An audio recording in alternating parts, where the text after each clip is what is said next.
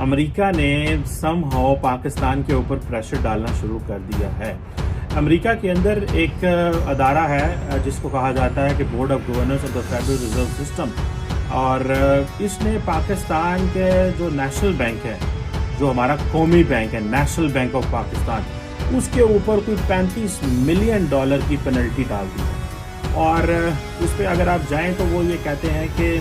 $35 million की जो penalty डाली गई है नेशनल बैंक ऑफ पाकिस्तान के ऊपर, वो इसलिए डाली गई है कि कॉन्टीन्यूसली जो पाकिस्तान का बैंक है वो कंप्लायंस नहीं कर रहा था, फेल हो रहा था, जिसमें वो कह रहे थे कि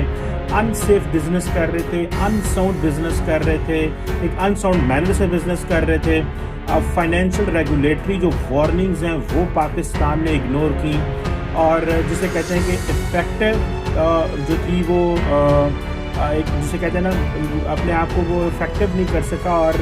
एंटी मनी लॉन्ड्रिंग प्रोग्राम जो है उसमें वो कंप्लायंस नहीं शो कर सका। ये है वो चार्जेस जिसके ऊपर उन्होंने कहा है। और जो मेरा ख्याल है नेशनल बैंक ऑफ पाकिस्तान की जो न्यूयॉर्क ब्रांच है उसको ये उन्होंने जो $35 मिलियन पे देने पे जो है पाकिस्तान का जो कौमी बैंक है वो राजी हो चुका है।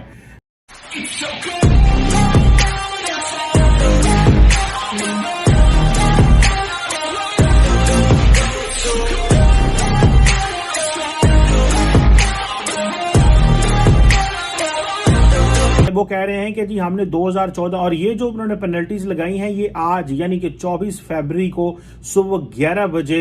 ये पेनल्टीज पाकिस्तान के ऊपर लगाई गई हैं, जबकि इमरान खान साहब मॉस्को बैठे हुए हैं। डू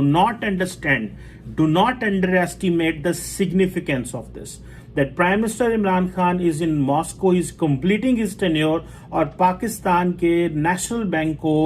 $35 मिलियन की पेनल्टी उन्होंने कर दी है। अच्छा, इसमें वो कह रहे हैं कि जी हमने जो है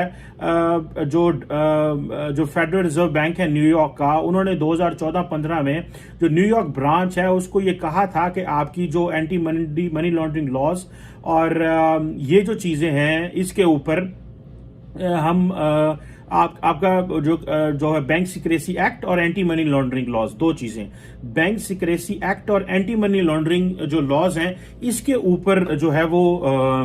आपकी जो चीजें हैं वो कंप्लीट नहीं है, आप कॉन्टिन्यूसली हमें हमारे साथ इंफॉर्मेशन शेयर नहीं कर रहे। पाकिस्तान के पास तो पहले इतने पैसे नहीं है, हम तो कर्जे ले रहे हैं दुनिया के हर मुल्क से, और हमारे लिए चैलेंजेस भी बहुत ज्यादा हैं। तो क्या पाकिस्तान इस पोजीशन में ये कर्जा ये पेनल्टी देना बिकॉज ऑफ द इनएफिशिएंसी हमारे जो ऑफिशियल्स हैं, क्योंकि जो स्टेट बैंक ऑफ पाकिस्तान के लोग हैं वो सारे सरकारी मुलाजिम हैं, उनकी वर्क उनको स्पेशली गवर्नमेंट ऑफ पाकिस्तान ने पाकिस्तान से उठाया, न्यूयॉर्क भेजा, उनकी फैमिली का पैसे जा रहे हैं, 4-4, 5-5, $6-6 हज़ार उनको तनख्वाहें मिल रही हैं, वो यहाँ पे काम कर रहे हैं इसलिए कि पाकिस्तान जो है वो कल को एंटी मनी लॉन्ड्रिंग लॉज में और इस तरह की सस्पिशियस एक्टिविटी में वो मॉनिटर करते रहे, वो रिपोर्ट करते रहे, वो हमें बताते रहे,